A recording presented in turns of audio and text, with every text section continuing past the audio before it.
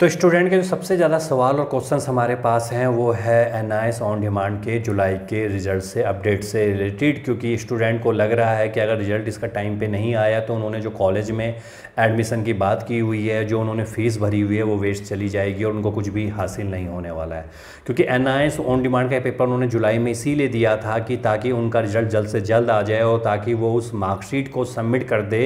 अपनी कॉलेज में, और कॉलेज में जो उनकी रेगुलर क्लासेस है वो चलनी शुरू हो जाए और उनका जो फ्यूचर है, करियर है, वो आगे बढ़ पाए, ताकि ये ना हो कि कहीं साल बर्बाद हो जाए। तो अब उनका जो क्वेश्चंस आ रहा है, अब उनको ये भी डर सताने लग गया है। बहुत से स्टूडेंट हमसे कह रहे हैं कि जी हमें रीबुक सीट करनी पड़ेगी, मेरा पेपर अच्छा नहीं गया, मेरा पेपर इसलिए अच्छा नहीं गया तो अब मैं रीबुक करूँगा तो मेरा रिजल्ट कब आएगा, कहीं ये ना हो कि मैं रिजल्ट रीबुक कर रहा हूँ सीट और मेरा जो रिजल्ट है अब फिर से 30-45 दिन आगे शिफ्ट हो जाए।